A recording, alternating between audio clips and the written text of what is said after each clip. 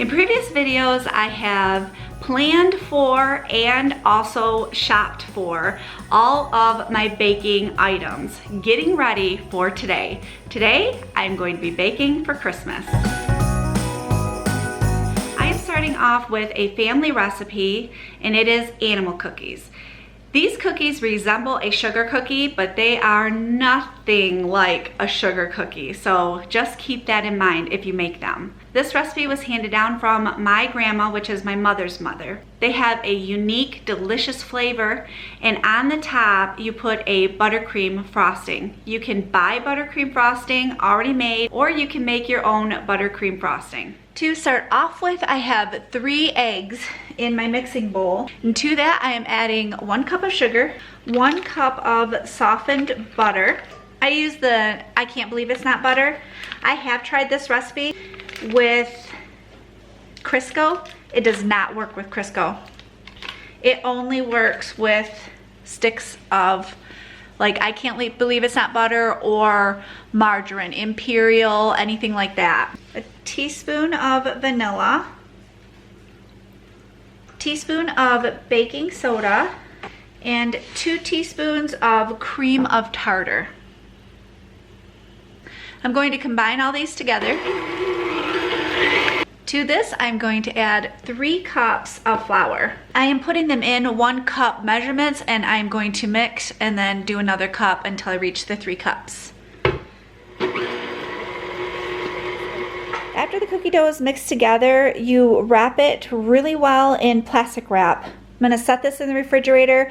This sets in the refrigerator for overnight, and you make the cookies the next day. The animal cookies take a lot of flour, and that is what helps it not to be sticky. So I like to do mine right on my freshly cleaned off countertop. I start by putting flour on 1 portion of it, getting ready to roll the cookie dough out. You want to keep the flour near you because you're going to keep needing to add flour, I'm sure. I always flour my rolling pin before I start rolling out the cookie dough.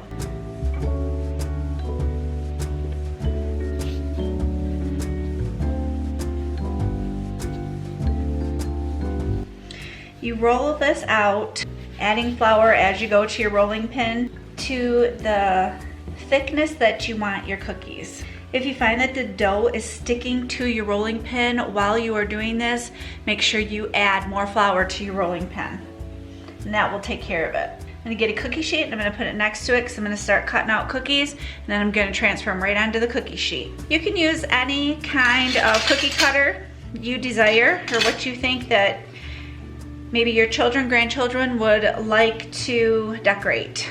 We do all kinds of different ones.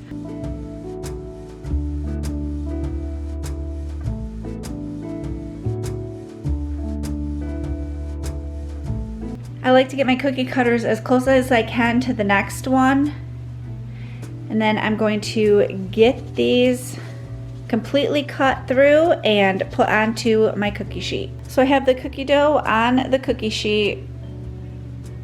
I always start off with my first batch, and second batch is usually thicker than the last batches of the cookies. They do rise and they will spread out, so you need some room between the cookies. These are going to go into the oven on 350 for 8 minutes. In between each batch, you're going to gather up all of the dough, and you are going to re-flour your surface. I forgot to tell you one thing with these. You do want to dip your cookie cutters into flour before you cut the dough. Mine were just a little bit sticky because I forgot that step, but I usually forget that step on my first batch of cookies.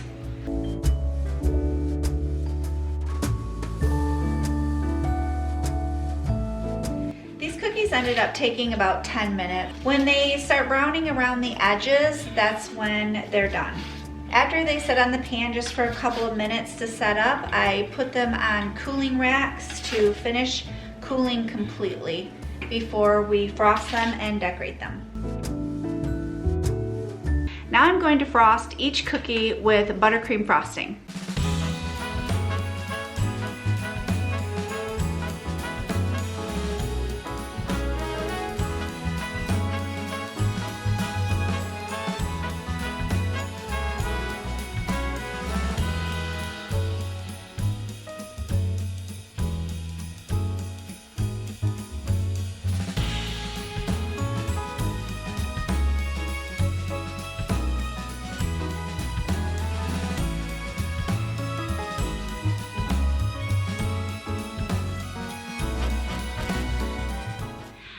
I am going to keep it really simple. I'm going to cut some corners with these cookies. These are the Kiss cookies. I am keeping this recipe simple with pre-made peanut butter dough. For the peanut butter Kiss cookies, I am using these Reese's refrigerated cookie dough. I am using 2 together.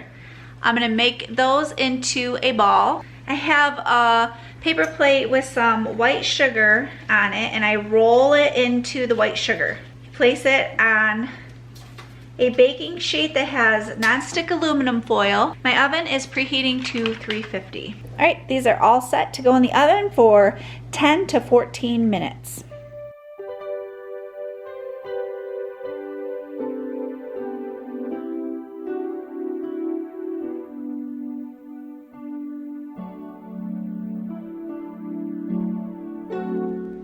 I have not made this recipe in quite a while, and this is the M&M pan cookies. Justin requested this one this year, and I am going to make it Christmassy by adding red and green Christmas M&Ms to it. Starting off by putting 2 eggs into my mixing bowl.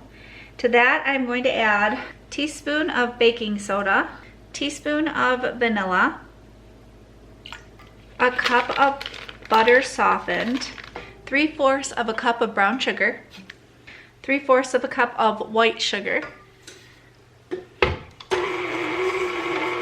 2 1/4 cups of flour,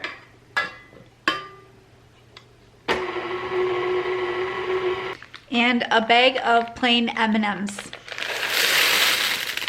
Gonna give that a good mix. I place the batter in a sprayed 9x13 pan. I have my oven preheated on 375. This is going to go in for 20 to 25 minutes.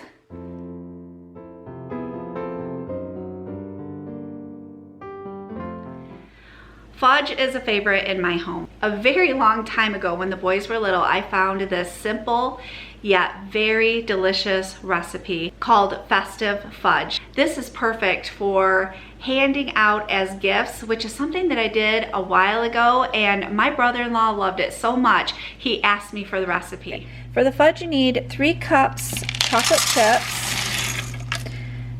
I have my burner on low. 1 can of sweetened condensed milk. To this, you are going to add 1 1/2 teaspoons of vanilla. You are going to stir, stir, stir, get a good workout, which Jason's doing that today. Thank you, honey. You're welcome. Is your arm getting tired? Yeah, I'm gonna have to go to a chiropractor after I'm done. Oh, whatever. Or maybe even have to have shoulder surgery. We'll see. That is, you are so full of it. After it has completely melted, you pour it into a 9x9 baking pan that has wax paper on the bottom of it. Then we are going to set this in the refrigerator until it sets up completely. Peanut butter balls are always the first thing that my guys ask for every Christmas season. My sister Cassie found this recipe and was sweet enough to share it with me quite a few years ago, and this has truly been a favorite of ours. I am starting out by adding 1 1/2 cups of graham cracker crumbs to my mixing bowl. I have added 1 1/2 cups of creamy peanut butter, and to this I'm going to add 4 cups of powdered sugar. I'm gonna go just a little bit at a time and mix it so that I don't make a huge mess with powdered sugar.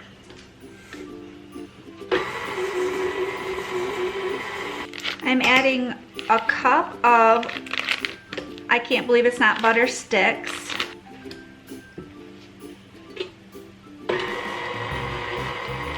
I have rolled out my peanut butter balls and laid them on wax paper.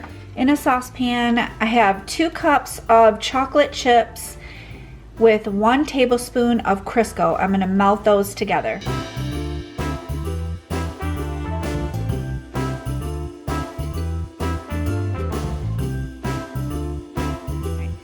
The peanut butter balls are just setting up on the wax paper. After they have set up a little bit, I always put them in a bowl. I layer them with wax paper in between each layer, and then I put them in the refrigerator. This peanut butter fudge is really good, but as I talked about in a previous video, it is a soft Fudge. This does not set up very good, but it is fantastic. It's a creamy style of a peanut butter fudge. It is really good. And Timothy requested this one.